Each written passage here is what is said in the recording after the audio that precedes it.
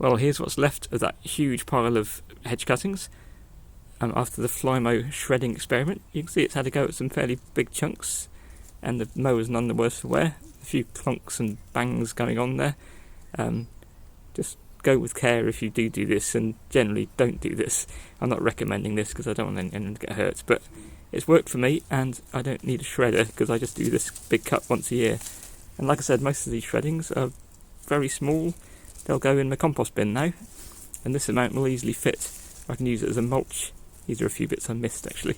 This stuff will easily shred in a mower. But yeah, there's a lovely mulch or compost, and very easy to get rid of. You don't have to pay for a green waste collection or have a bonfire or anything. You've got some useful organic matter here to use. Problem solved.